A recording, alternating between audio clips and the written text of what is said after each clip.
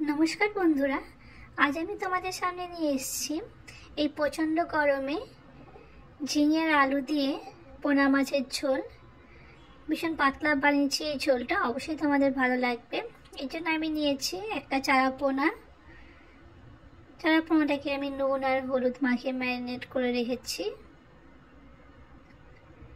এদিকে আমি কড়াই চাপিয়ে দিয়েছি। কড়াইয়ে আমি এখানে সর্ষের তেল দিচ্ছি। রান্নাটা অবশ্যই সর্ষের তেলে করতে হবে।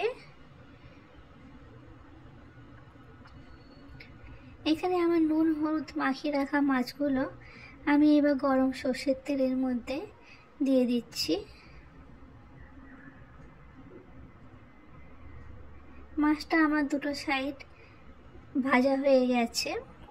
এদিকে আমি একটা বড় ঝিঙে আর আলু নিয়েছি। ঝিঙে আর আলু দুটোকেই পাতলা পাতলা করে লম্বা করে কেটে নিয়েছি।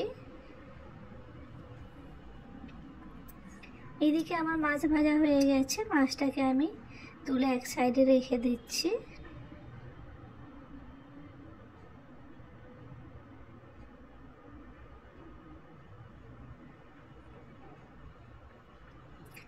এবার ওই মাছ ভাজার তেলের মধ্যে আমি কালো জিরে ফোড়ন দিলাম। কালো জিরে থেকে সুন্দর একটা গন্ধ বেরিয়ে এলে এর মধ্যে আমি লম্বা করে কেটে রাখা আলুগুলো দিচ্ছি। এদিকে আমি কিছু মশলা রেডি করে নিচ্ছি। মশলার জন্য আমার এখানে লাগবে হাফ স্পুন জিরে পাউডার,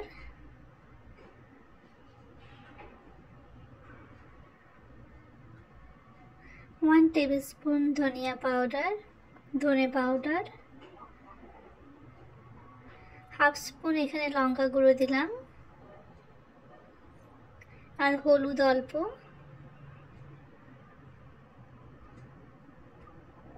আর দিচ্ছি এখানে হাফ টেবিল স্পুন আদা বাটা। এবার সমস্ত মশলাটাকে জল দিয়ে ভালোভাবে একটা মিক্স বানিয়ে নিচ্ছি। এদিকে আমার আলুগুলো ভাজা হয়ে গেছে। এরপর আমি এর মধ্যে লম্বা করে কেটে রাখা ঝিঙেগুলো দিয়ে দিলাম।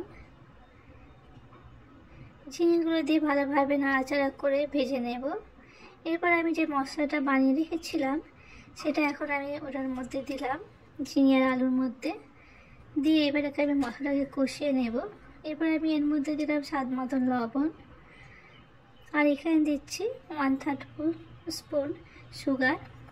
দেখো এখানে আমার মশলা পুরো রেডি হয়ে গেছে, ভাজা হয়ে গেছে, মশলা থেকে তেল বেরিয়ে গিয়েছিল। এরপর আমি এর মধ্যে দিলাম পরিমাণ মতন জল দিয়ে ঢাকা দিয়ে দেবো।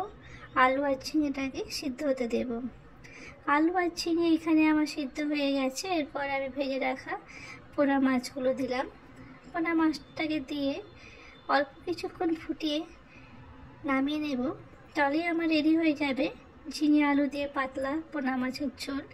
এই গরমে ভীষণ পারফেক্ট একটা রেসিপি। তোমরা বাড়িতে অবশ্যই বানিও। ভালো লাগলে অবশ্যই একটা কমেন্ট করো, শেয়ার করো। ওকে, বাই।